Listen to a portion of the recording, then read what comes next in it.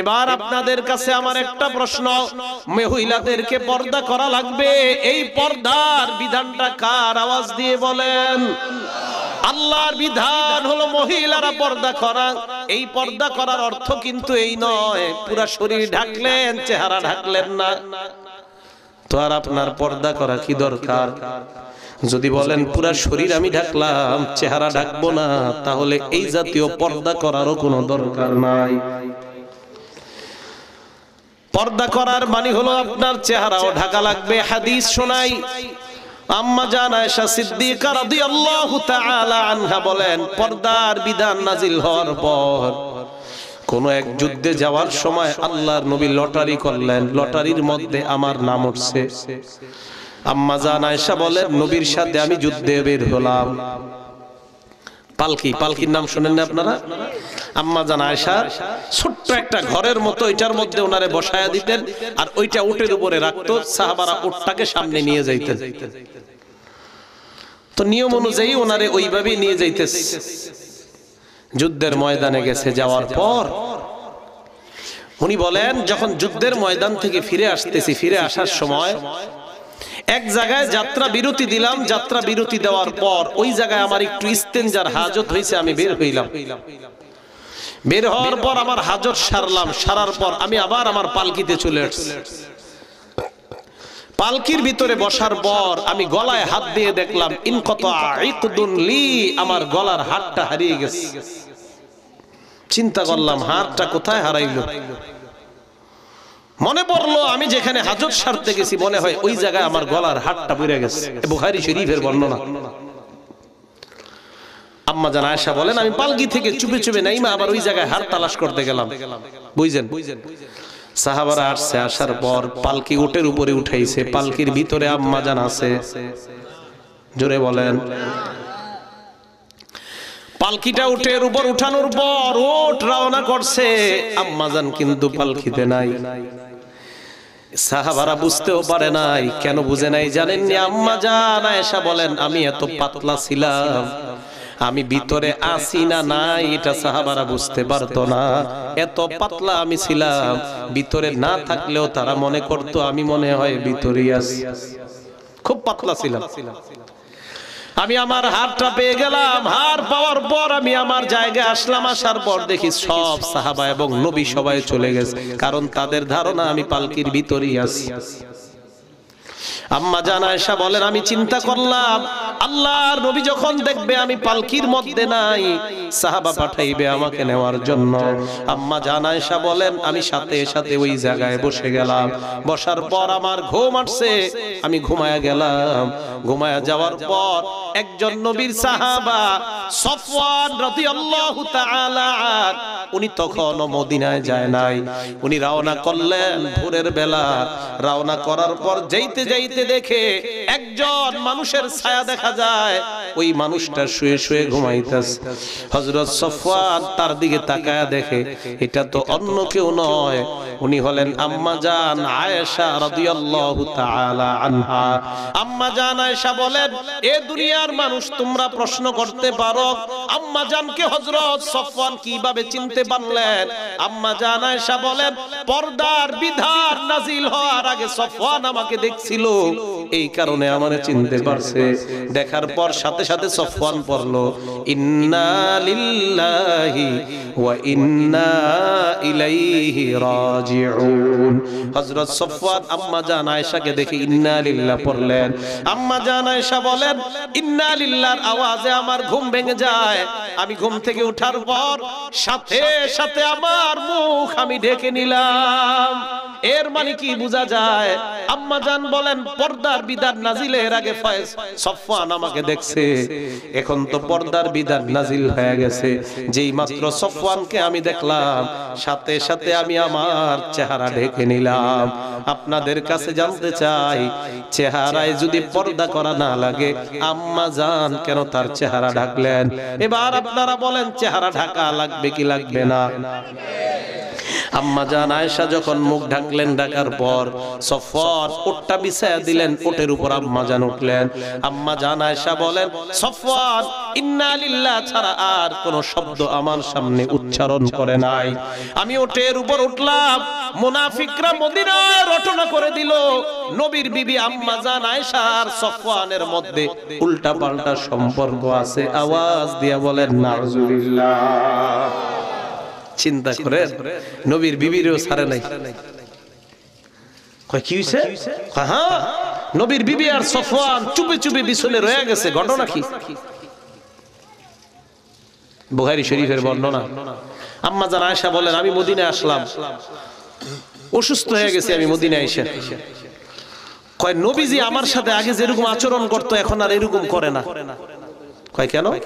কয় আমি ঘরের মধ্যে অসুস্থ, নবীজি আমারে আগে অসুস্থতার অবস্থায় যে আদর করতেন, মহব্বত করতেন, এখন ঘরে ঢুইকা খালি কয় আসসালামু আলাইকি কাইফা তিকি, আসসালামু আলাইকুম আয়েশা তুমি কেমন আছো, আর কিছু জিগায় না। বুঝছেন? আম্মা জান আয়েশা বলেন, 1 মাস পর্যন্ত আমি অসুস্থ, কিন্তু 1 মাসে আমি কিছুই জানি না মদিনায় যে উল্টা পাল্টা রটনা হইছে।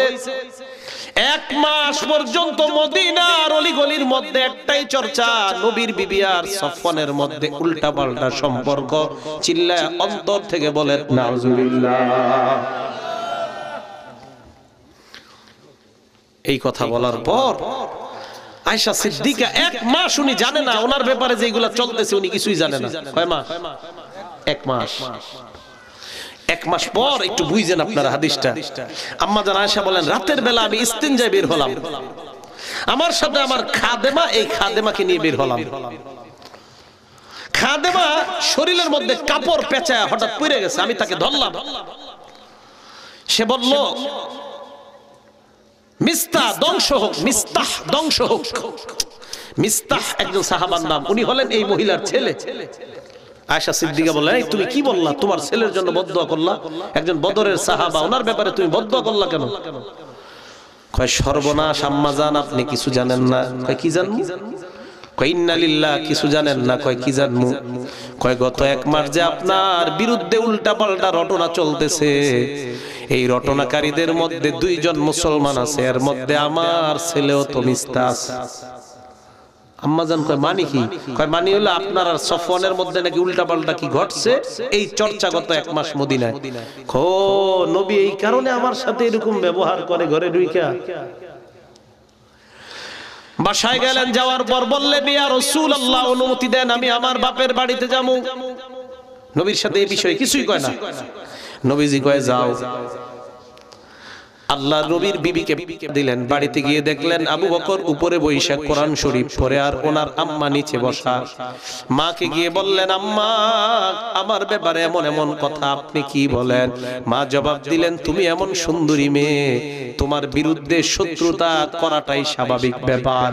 আবু বকর সিদ্দিককে বললেন, আব্বা আপনার কি অভিমত? আবু বকর সিদ্দিক কয়, মা ধৈর্য ধারণ করো, যাও তুমি ঘরে যাও। আম্মা জান আয়েশা কয়, আমার আব্বার আম্মার ভিতর দেখি কোনো ফিলিংস নাই, এরা ব্যাপারটা কিছুই মনে করে না। আমি ঘরে গেলাম, কান্নাকাটি শুরু করলাম, টানা 2 দিন 2 রাত আমি কানলাম। একটা বারের জন্য খাবার খাই নাই, পানি খাই নাই, নামাজ ছাড়া অন্য কোনো কিছু করি নাই। বুখারীর বর্ণনা, আম্মা জান বলেন, এই 2 দিনে আমি সামান্য পরিমাণও ঘুমাই নাই।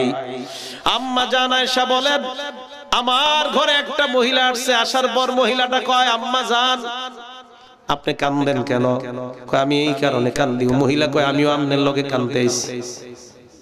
ওই মহিলা বৈশা বৈশা নবীর বিবি আম্মা জানের সাথে কান্দে। জানেননি কেন? কয় আপনি যে কান্দেন এই জন্য আমিও কান্দি। আচ্ছা আপনাদের কাছে একটা প্রশ্ন আমার, কয় মাস এই ঘটনা হয়ে গেছে? নবীর পেরেশানি, টেনশন। সাহাবাদের কয়েকজনে ডাইকা বলল, তোমরা কি বলো আয়েশার ব্যাপারে? এক সাহাবা বললেন, আপনি এছাড়া আরো অনেক ভালো ভালো বিবি পাবেন, ওরে ছাইরা দিলে কি হবে? বুঝেন? এর মানে 1 মাস পর্যন্ত নবীও কিছু জানতেছে না। নবী না গায়েব জানে? কি জানে? কি জানে? তো গায়েব জানলে জানলো না কা? কয় মাস কষ্ট পাইতেছে নবী? 1 মাস। 1 মাস নবী কষ্ট পাইতেছে। এই গায়েব পন্থীরা কই, দাঁড়ান একজন। নবী না গায়েব জানে, তো 1 মাস কষ্ট পাইতেছে গায়েব জানলে? গায়েব জানে একমাত্র কে? আল্লাহ। আল্লাহর নবী গেলেন আয়েশার বাড়িতে, আয়েশাকে ডাক দিয়ে বললেন, আয়েশা। আয়েশার কাছে যাওয়ার আগে আয়েশার খাদেমাকে ডাক দিয়ে বললেন, ও খাদেমা, আয়েশারে তুমি কেমন জানো বলো? আয়েশা কেমন? খাদেমা কয়, এই আয়েশার মতো এমন মেয়ে দুনিয়ায় হয় না, খালি একটা দোষ আছে। কয় কি দোষ? কয় জানেননি কেমন সহজ সরল। আয়েশা যখন খোলার মধ্যে পিঠা দেয়, ওই পিঠা খোলার মধ্যে দিয়ে ঘুমায়া যায়, কুকুর আসে ছাগল আইসা পিঠা খায়ালায় বলতেও পারে না হুজুর আপনার বিবি এমন সহজ সরল। চিন্তা করেন, কয় খোলায় পিঠা দেয়, পিঠা দিয়ে ঘুমায়া যায়, এত সহজ সরল আয়েশা। আল্লাহর নবী এই কথা শোনার পর আয়েশার কাছে গেলেন, যাওয়ার পর বললেন, আয়েশা তোমার কাছে আমি আসলাম, কিছু কথা জিজ্ঞাসা করতে চাই। আয়েশা বললেন, কি বলবেন বলেন। আয়েশা, যদি কিছু ঘইটা থাকে আল্লাহর কাছে তওবা করো, আল্লাহ তওবা কবুল করবেন। আর যদি কিছু ঘইটা না থাকে আল্লাহ তোমাকে পুত পবিত্র করবেন। আয়েশা তার মা বাবার দিকে তাকায় বললেন, আব্বা আপনি জবাব দেন। মারে বললেন, আম্মা আপনি জবাব দেন। আবু বকর সিদ্দিক কয়, নবীর সামনে আমি কিছু কইতে পারবো না। মা কয়, আমি নবীর সামনে কিছু বলতে পারবো না। আম্মা জান আয়েশা বলেন, তার মানে যা বলার আমারই বলা লাগবে। আল্লাহর নবীকে ডাক দিয়ে বললেন, হাবিব, আমি যদি বলি এই অপরাধ আমি করছি, আমার আল্লাহ জানে আমি করি নাই, তাহলে আপনারা বিশ্বাস করে নিবেন, কারণ আপনাদের অন্তরের মধ্যে আমার ব্যাপারে সন্দেহ আছে। আর যদি বলি আমি এই অপরাধ করি নাই, আপনারা বিশ্বাস করবেন না।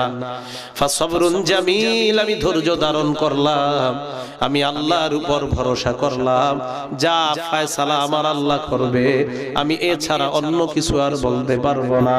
আম্মা জান আয়েশা বলেন, আমি দৌড়ে আমার বিছানায় গেলাম, বিছানায় শুয়ে আমি কান্না করতে লাগলাম। আল্লাহ নবী ঘরের বাহিরে গেলেন, যেই মাত্র দরজায় গেলেন, আল্লাহ আসমান থেকে আমার পবিত্রতা ঘোষণা করে কোরআনের 10টা আয়াত নাজিল করে দিলেন।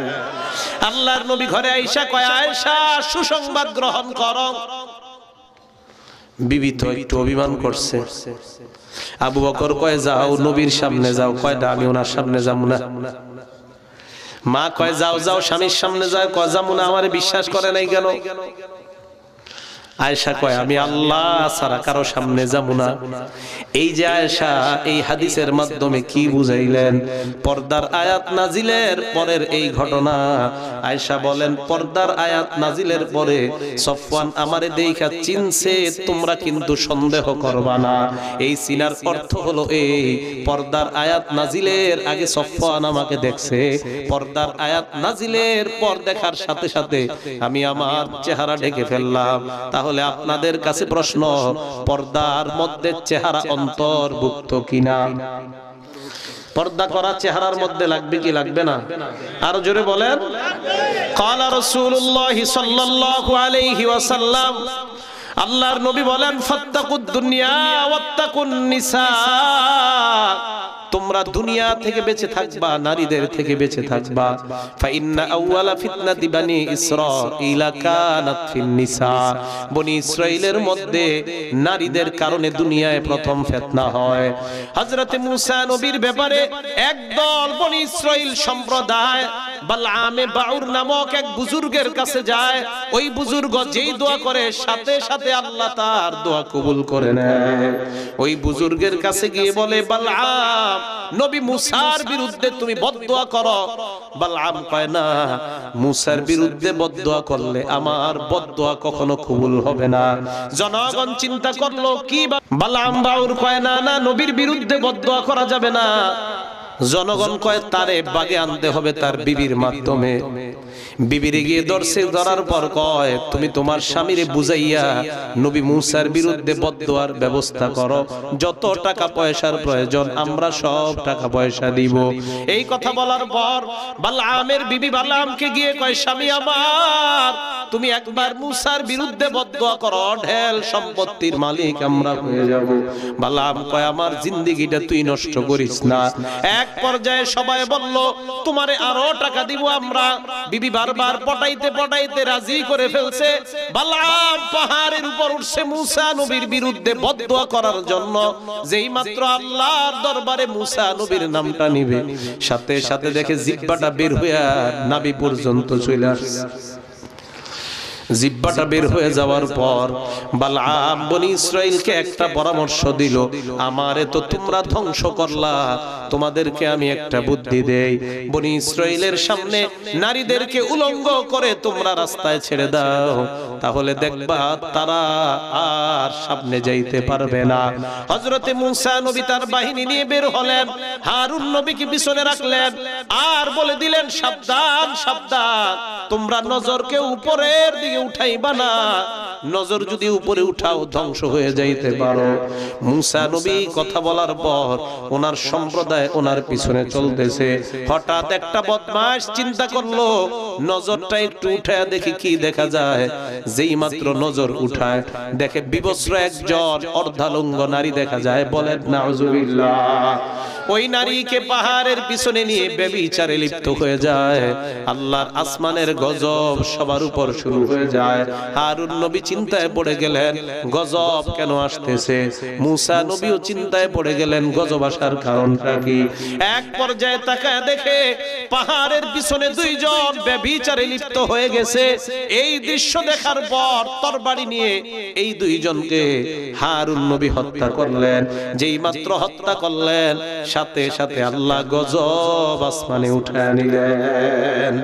তাহলে কি বোঝা যায়, নারী যদি পর্দা ছাড়া বের হয় আল্লাহর গজব আসবে কি আসবে না।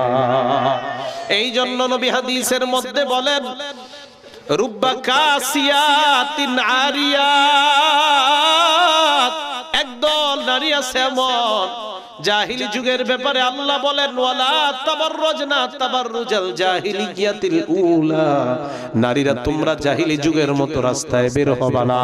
জাহিলি যুগের মধ্যে নারীরা যেই পোশাক পরতো এই পোশাকের সাইড দিয়ে এইভাবে কেচি দিয়ে কাইটা এই পর্যন্ত তারা পোশাক খোলা রাখতো। আল্লাহ পাক বলেন ওই জাতীয় নারীর মতো তোমরা রাস্তায় বের হবে না। বলেন তো নারীরা পর্দা ছাড়া উলঙ্গ হয়ে রাস্তায় বের হওয়া নিষেধ কার? আরো জোরে বলেন কার? এবার আপনাদের প্রশ্ন, হুজুর এই জামানায় তো নারীরা এইভাবে বের হয় না। আল্লাহর নবী বলেন রুব্বা কাসিয়াত আরিয়াত, একদল নারী হবে শেষ জামানায় যেই নারীরা পোশাক পরবে ঠিক, পোশাক পরার পরেও তারা উলঙ্গ। সাহাবারা অবাক হয়ে গেলেন পোশাক পরলে আবার কিভাবে উলঙ্গ হয়।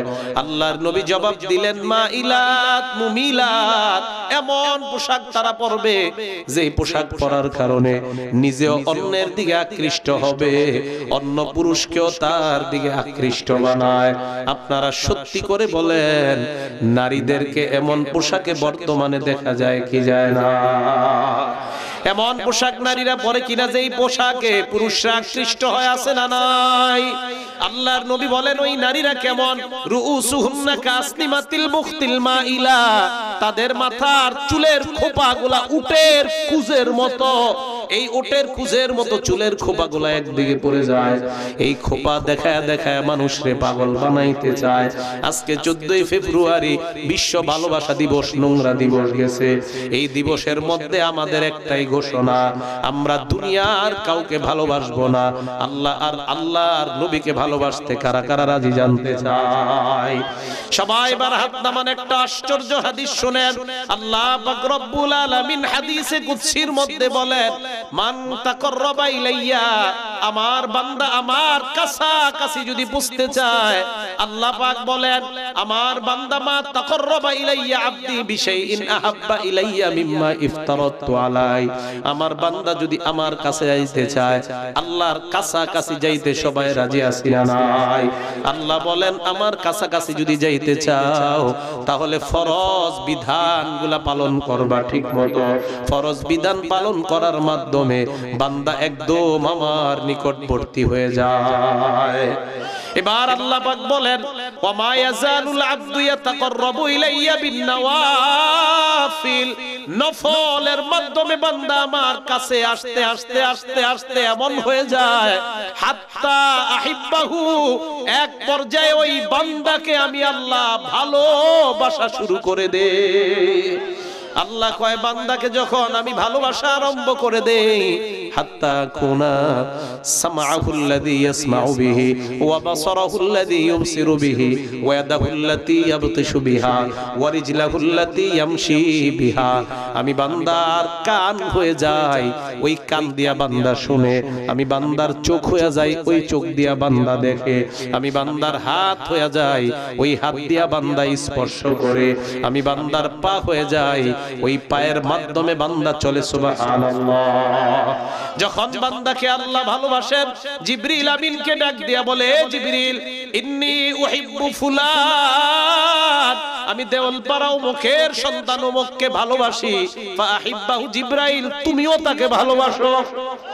জিবরাইল আমিনকে এই কথা বলার পর জিবরাইল আসমানের মধ্যে ঘোষণা করে, আল্লাহ ওই বান্দাকে ভালোবাসে, আমিও ভালোবাসি, ফাহিব্বুহু, তোমরাও ওই বান্দাকে ভালোবাসা শুরু করো। আসমানের একজন দুইজন ফেরেশতা নয়, লাখ লাখ ফেরেশতা ওই বান্দাকে ভালোবাসা আরম্ভ করে দেয়। তাহলে আল্লাহর ভালোবাসার পাত্র সকলে হতে চাই না? আওয়াজ দিয়া বলেন হতে চাই না? তাহলে বিধান মানবো একমাত্র কার? 2 নাম্বার নবীর বিধান। রাজি আছি তো? হাত নামান। ফরজ বিধানের মধ্যে শ্রেষ্ঠ বিধানের নাম কি বলেন? সবাই বলেন, আরো জোরে বলেন। যারা ফজর পড়েন না তারাও কোন, মানে এই 2-4 জন পড়েন আর বাকিটা পড়ে। যারা নামাজ ফজর পড়েন না আর পড়েন সবাই কোন, সবাই বলেন। আল্লাহর কাছে সবচেয়ে শ্রেষ্ঠ ফরজ বিধানের নাম কি? এই নামাজ কার বিধান? আওয়াজ দিয়ে বলেন। আল্লাহর এই বিধানটা সকলে আমরা মানতে রাজি আছি না নাই?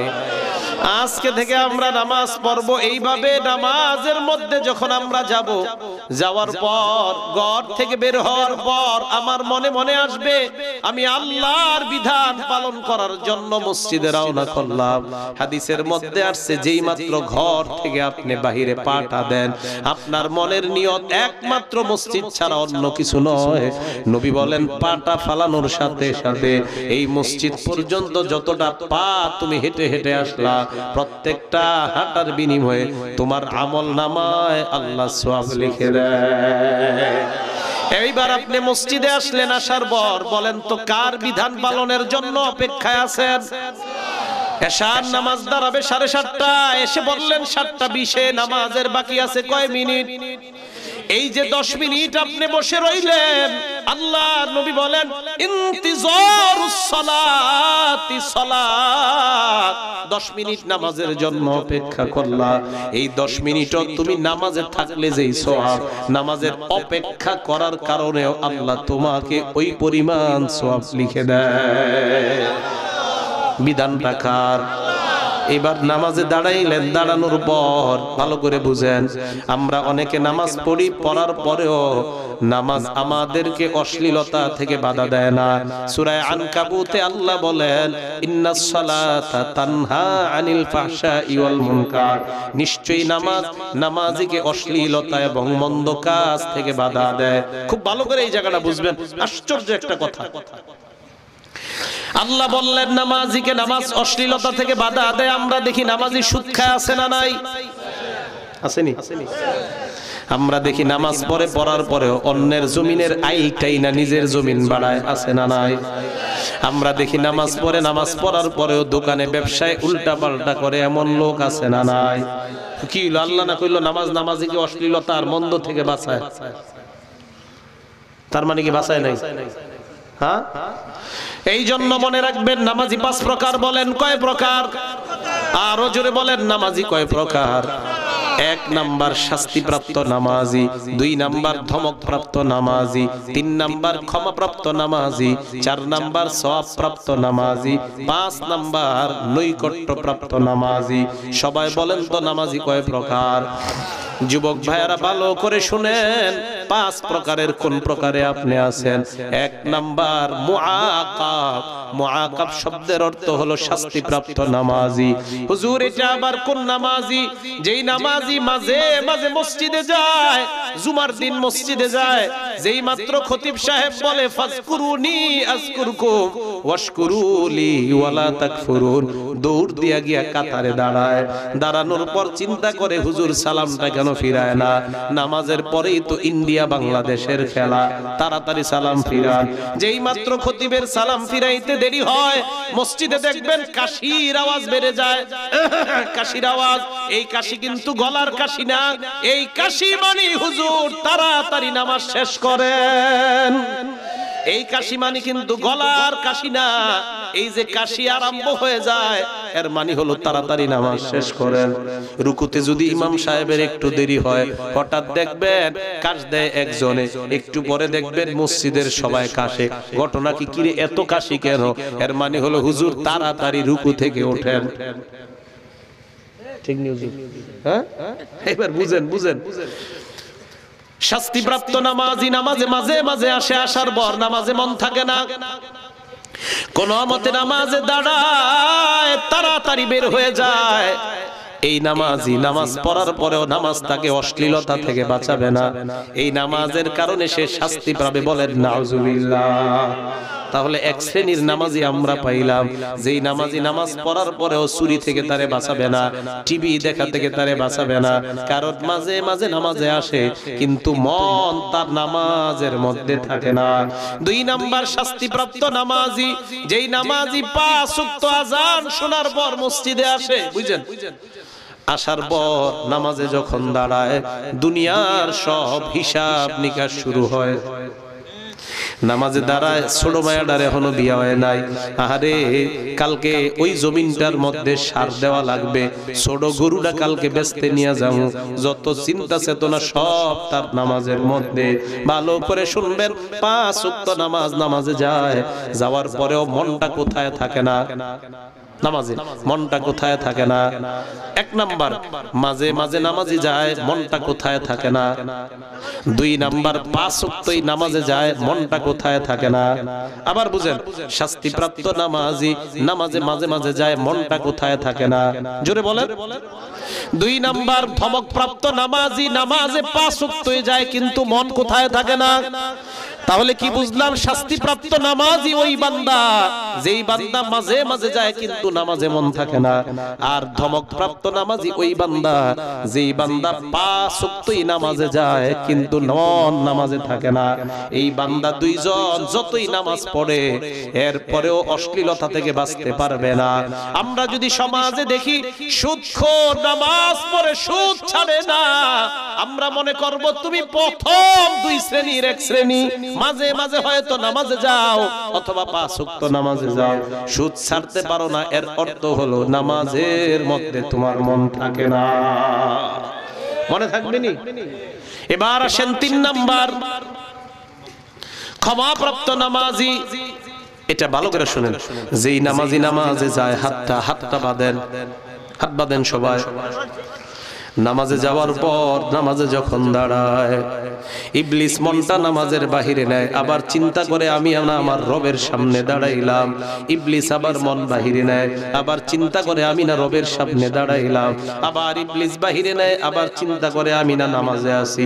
এই যে ইবলিসের সাথে একটা লড়াই, এই জাতীয় নামাজি নামাজ পড়ার পর এই নামাজের কারণে তার জিন্দেগির সব গুনাহ আল্লাহ মাফ করে দেয়। হ্যাঁ, নামাজে যায়, ইবলিস মন বাহিরে না, খেলে আমি তো নামাজে হয়নি এরকম। এটা ইবলিসের সাথে আপনার লড়াই, এই লড়াই চলতে থাকলে এই নামাজের মাধ্যমে আপনার গুনাহ আল্লাহ মাফ করে দিবেন। 4 নাম্বার সওয়াবপ্রাপ্ত নামাজি, যেই নামাজি নামাজে যাওয়ার পর মনটা নামাজ ছাড়া আর কিছুই বুঝে না, বুঝেন।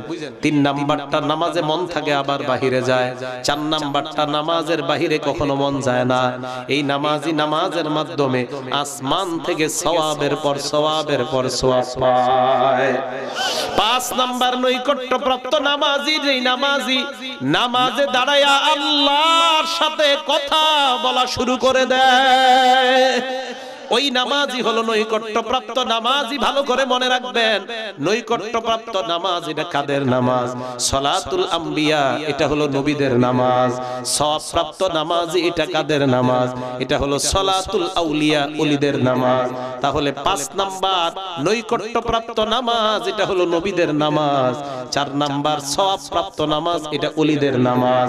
3 নাম্বার ক্ষমাপ্রাপ্ত নামাজি, এটা হলো সালাতুল মাগফুরিন, ক্ষমাপ্রাপ্ত বান্দাদের নামাজ। আর 2 নাম্বার ওই যে 5 ওয়াক্ত নামাজে যায় কিন্তু নামাজে মন থাকে না, এটা হলো সালাতুল গাফিলিন, উদাসীনদের নামাজ। আর 1 নাম্বার নামাজে মাঝে মাঝে যায় মন নামাজে থাকে না, এটা হলো সালাতুল মুনাফিকিন। আওয়াজ দিয়ে বলেন নাউজুবিল্লাহ। এবার আপনাদেরকে আমি একটা প্র্যাকটিস শিখাবো। আল্লাহর নবী শিখায়া দিয়েছেন, নামাজের মধ্যে যখন আমরা দাঁড়াই আল্লাহর সাথে কথা বলার একটা সিস্টেম নবী শিখায়া দিয়েছেন। এই সিস্টেমটা সকলে শিখতে রাজি আছি না নাই? এবার আবার হাত বাঁধেন। যেই মাত্র আপনি হাত বাঁধলেন, আল্লাহর নবী বলেন আনতা আবুদাল্লাহা কান্নাকা তারা। হে বান্দা, এই যে নামাজে দাঁড়াইলে কেমন যেন তুমি আল্লাহরে দেখতেছো। আল্লাহু আকবার। তাহলে আমরা হাত বাঁধলাম, নামাজে দাঁড়াইলাম, সবাই আওয়াজ দিয়ে বলতে হবে কার সামনে? আল্লাহর নবী কয় তুমি কেমন যেন আল্লাহকে দেখতেছো। আসলে দেখিনি, আসলে দেখিনি। নবী কয় না দেখলে কি হইছে? ফাইন্নাহু ইয়ারাক, আল্লাহ তোমাকে দেখতেছে।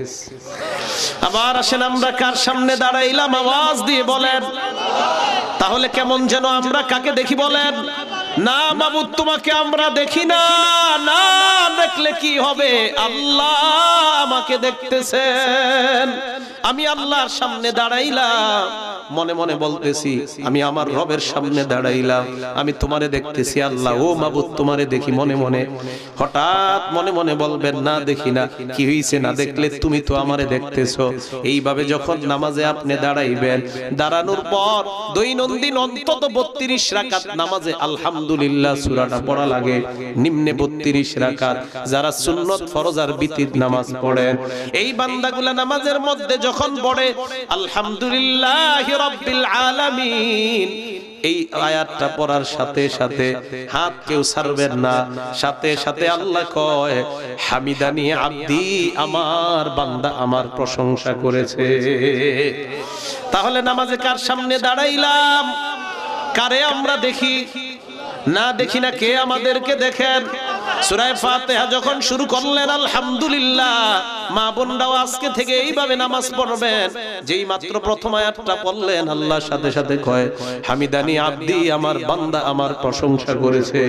এরপর যখন পড়েন আর রহমানির রহিম, আল্লাহ কয় আসনা আলাইয়া আব্দি, আমার বান্দা আমার সানা পাঠ করছে। যেই মাত্র বান্দা পড়ে মালিক ইয়াউমিদ্দিন, আল্লাহ বলেন মাজ্জাদানি আব্দি, আমার বান্দা আমার বরত্ব বর্ণনা করছে। এইবার যখন পড়বেন ইয়্যাকা না'বুদু ওয়া ইয়্যাকা নাস্তাঈন, আল্লাহ কয় হাযা বাইনি ওয়া বাইনা আব্দি, আমার আর আমার বান্দার মাঝে একটা সেতু বন্ধন তৈরি হয়ে গেছে। ওয়ালি আব্দি মা সালা, আমার বান্দা এই মুহূর্তে যা চায় আমি তা দেওয়ার ওয়াদা করলাম। দেখছেন? এইভাবে তো একদিনও নামাজ পড়েন নাই।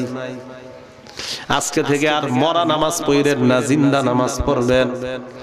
এখন থেকে এইভাবে নামাজ পড়বেন। দেখেন, যেই মাত্র বলেন ইয়্যাকা না'বুদু ওয়া ইয়্যাকা নাস্তাঈন, তাকান, আল্লাহ কয় আমি আর আমার বান্দা, তাকান, সেতু বন্ধন একদম আমি আমার বান্দার কাছে। আল্লাহু আকবার। আল্লাহ কানে কানে কয় কি চাস? চা, চা, কি চাবি? চা, কি চাবি? চা, যা চাবি চাই পূরণ করব। সাথে সাথে বলি ইহদিনাস সিরাতাল মুস্তাকিম, আল্লাহ আমাদেরকে সরল পথের রাস্তা দেখায় দাও। মাবুদ এটাই চাই তোমার কাছে। তাহলে চিন্তা করেন ইবলিস কিন্তু এই যে দেখেন আপনাদের একটা অবস্থা এখন এরকম তৈরি হয়েছে, আপনাদেরকে এই যে আমি বললাম ইবলিসের কথা মনে আসছিল, এই যে এখন আমরা হাত বাঁধলাম, হাত বাঁধার পর আলহামদুলিল্লাহ সূরাটা বললাম আর আল্লাহ জবাব দিতেছে, আল্লাহ কয় হামিদানি আব্দি আসনা আলাইয়া আব্দি, এই যে বলতেছি আমরা একটা কিছুর মধ্যে ঢুকে গেলাম, দেখেন ইবলিসের কথা তখন মনে আসে না। কেন মনে আসবে না? ওই যে নামাজের মধ্যে আপনি এখন আল্লাহ ছাড়া কিছু বুঝতেছেন না, আপনি আলহামদুলিল্লাহ সূরা পড়তেছেন আর চিন্তা করতেছেন আমার আল্লাহ জবাব দেয়, আর রহমানির রহিম পড়লাম আল্লাহ জবাব দিছে, মালিক ইয়াউমিদ্দিন পড়লাম আল্লাহ জবাব দিছে, ইয়্যাকা না'বুদু পড়লাম আল্লাহ জবাব দিছে। ইবলিস আইসা ধোঁকা দেওয়ার টাইম পাইতেছে না, রাস্তা পাইতেছে না। যেই মাত্র আপনি বললেন গায়রিল মাগদুবি আলাইহিম ওয়ালাদ-দাল্লিন, এরপর আমরা কি পড়ি সবাই বলেন? আমরা যখন আমিন বলি নবী কয় ফেরেশতারা তোমাদের সাথে আমিন বলে, তোমার আমিন আর ফেরেশতার আমিন বলেন আমিন, তোমার আমিন আর ফেরেশতার আমিন যদি একসাথে বের হয় গফিরা লাহু মা তাকদ্দামা মিন যামবি, তোমার পিছনের সব গুনাহ আল্লাহ মাফ করে দেয়।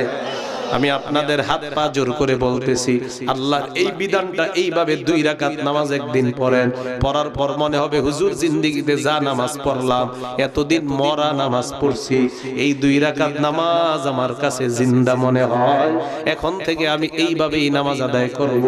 বলেন আল্লাহর বিধানটা আল্লাহরে হাজির নাজির সামনে রাইখা এখন থেকে আমরা পড়তে রাজি আছি না নাই? রাজি আছি তো? তাহলে ফরজ বিধান কার? আর নামাজের মধ্যে কিছু সুন্নত আছে, এই সুন্নত গুলা কার? নবী। মাশাআল্লাহ। ফরজ বিধান কার? সুন্নত গুলা কার? তাহলে ফরজ বিধান কার? সুন্নত বিধানটা কার?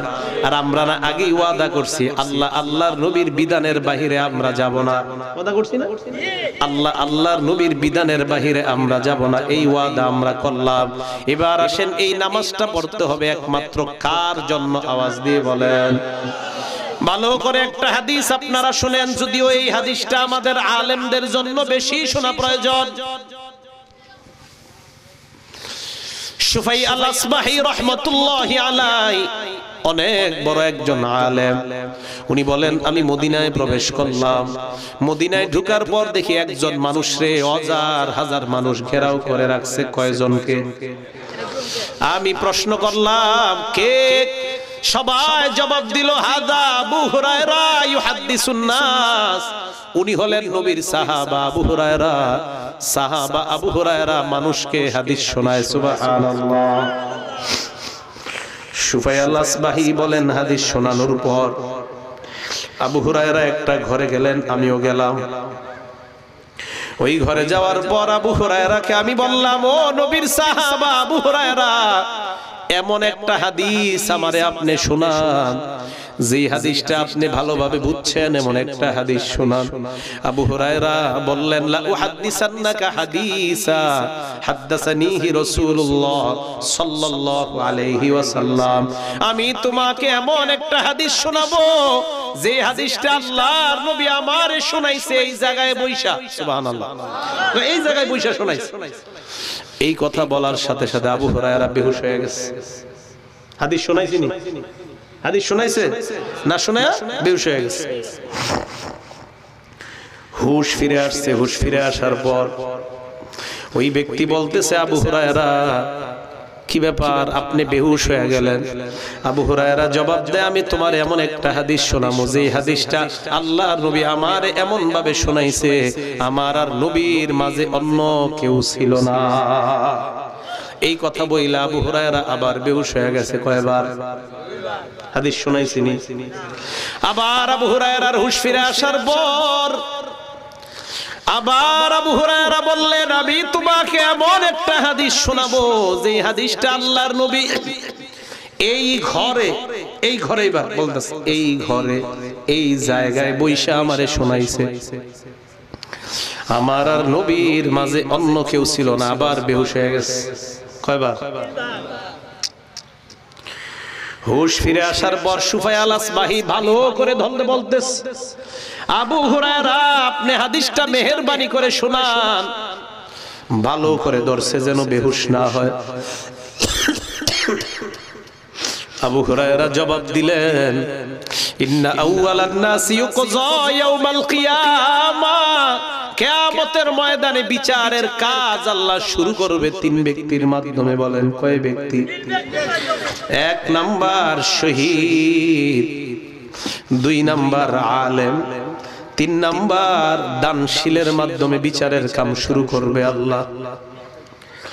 শহীদকে আল্লাহ ডাক দিয়ে আর রফাহু নিয়ামা, শহীদকে বলবে শহীদ কত নিয়ামত তোমাকে আমি দান করলাম, কি আমল তুমি করেছো? শহীদ বলবে আল্লাহ কতাল দুফিকে, আমি তোমার রাস্তায় লড়াই করেছিলাম, হাত্তা উস্তুশহিদতু, আমি শহীদ হয়ে গেলাম। আল্লাহ বলবে কাযাবতা, তুমি মিথ্যা বলেছো, লিআইয়ু ক্বাল আন্নাকা জারি, তুমি এই কারণে লড়াই করেছো যেন মানুষ তোমাকে বাহাদুর বলে। দুনিয়ায় অনেক বাহাদুর শব্দ শুনছো। ফাসুহিবা আলা ওয়াজহিহি হাত্তা উলকিয়া ফিন্নার, চেহারাটা নিচের দিকে দিয়ে পাগুলা উপরের দিকে দিয়ে হেসরাইতে হেসরাইতে আল্লাহ বলবে জাহান্নামে ফালায়া দাও। বলেন নাউজুবিল্লাহ। দুই নাম্বার আলেমকে ডাক দিবে আল্লাহ, বক্তা সাহেব ভালো করে শুনেন, আমি আমারে বলতেছি, ও বক্তা সাহেব, ইউটিউবের মধ্যে আপনার বয়ান যায়, এই বয়ান যাওয়া দ্বারা যদি উদ্দেশ্য মানুষের হেদায়েত হয় তাহলে ভালো কথা, আর যদি উদ্দেশ্য হয় জনপ্রিয়তা অর্জন করা, যদি উদ্দেশ্য হয় আমার বয়ান জনগণ দেখবে, দেখার পর আমারে দাওয়াত দিবে, বাংলাদেশের বক্তাদেরকে আপনারা নষ্ট করছেন। ইউটিউব দেখে শুনেন, বয়ান পছন্দ হইলে দাওয়াত দেন, না হইলে দাওয়াত দেন না।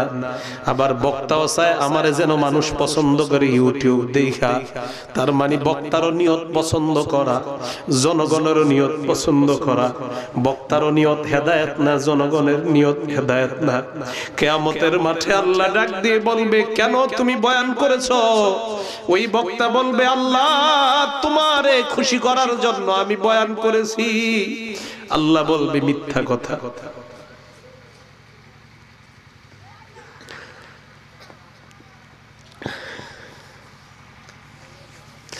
তুমি এই জন্য বয়ান করো নাই,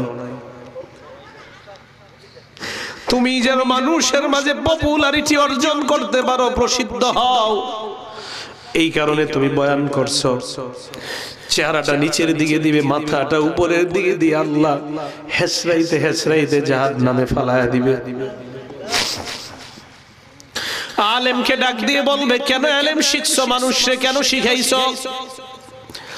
আলেম বলবে আল্লাহ তাআল্লামতুল ইলমা ওয়া আল্লামতু ওয়া ক্বরাতু ফীকাল কুরআন, আমি আলেম শিখছি, মানুষের শিখাইছি, তোমার জন্য আমি কোরআন শিখছি।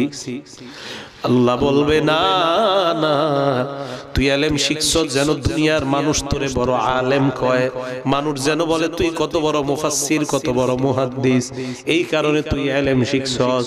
তুই অন্য কোন নিয়তে আলেম শিখছ নাই, দুনিয়ার মধ্যে জনপ্রিয়তা যা পাওয়ার দরকার পেয়ে গেছ। মাথাটা নিচের দিকে দিয়ে পাগুলা উপরের দিকে দিয়ে আল্লাহ বলবেন ধাক্কায়া এই বান্দাকে জাহান্নামে ফালায়া দাও। বলেন নাউজুবিল্লাহ। তিন নাম্বার আবু হুরায়রা বলেন দানশীলকে আল্লাহ ডাক দিয়ে বলবে কেন তুমি দান করেছো? দানশীল বলবে আল্লাহ দুনিয়ার মধ্যে এমন কোন খাত নাই, মসজিদ বলো মাদ্রাসা বলো সব জায়গায় আমি দান করছি তোমারে খুশি করার জন্য। আল্লাহ বলবে না না, তুই দান করছো যেন জনগণ তোরে বড় দানশীল কয়, দাতা কয়, এই জন্য তুই দান করেছিলি। আল্লাহ পাক বলবেন দুনিয়ায় দাতা শুনছো অনেক, মাথাটা নিচের দিকে দিবেন, পাগুলা উপরের দিকে দিয়ে আল্লাহ বলবেন হেসরাইতে হেসরাইতে জাহান্নামে ফেলে দাও। বলেন নাউজুবিল্লাহ।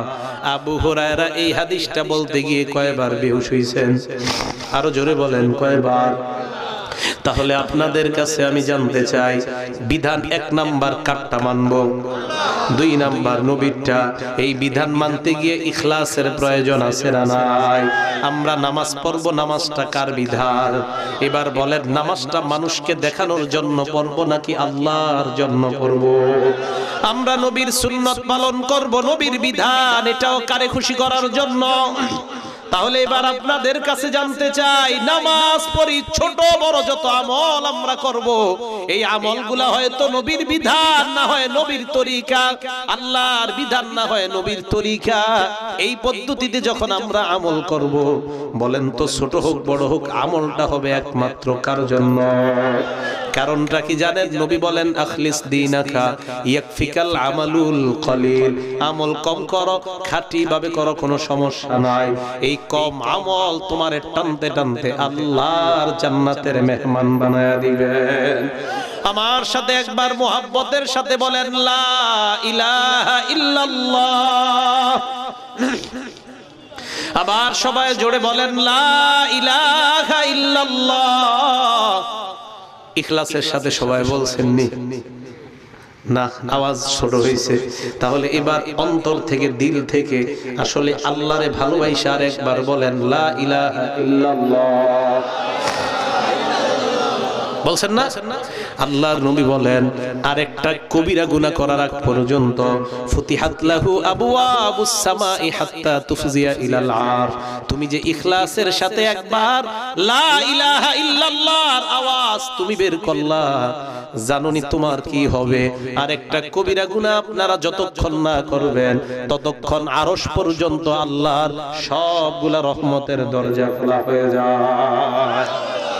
এই যে এখন থেকে আরেকটা কবিরা গুনাহ যতক্ষণ না করবেন আর বন্ধ হবে না দরজা। পড়ছেন ইখলাসের সাথে? আচ্ছা, এবার একটা বিষয় বলি। আপনারা যারা বসা, আপনাদের সামনে একটা ছেলের যদি দাঁড় করায় বিচার করা হয়, তার শরম লাগবে নি? না, আপনাদের সামনে না হয় যদি পুরা গফরগাঁও থানার সবার সামনে হয়, শরমটা কি কম না বেশি? আচ্ছা, এটা না হয়ে যদি পুরা ময়মনসিংহ হয়, তাহলে শরম কম না বেশি? এটা না হয়ে যদি পুরা বাংলাদেশে হয়, এটা না হয়ে যদি পুরা বিশ্বের মানুষের সামনে হয়, এটা না হয়ে যদি আদম থেকে নিয়ে কিয়ামত পর্যন্ত সবার সামনে হয়, আল্লাহর নবী বলেন আমার উম্মতের এক বান্দাকে কিয়ামতের ময়দানে আদম থেকে নিয়ে কিয়ামত পর্যন্ত যত মানুষ সবার সামনে আল্লাহ দাঁড় করাবেন।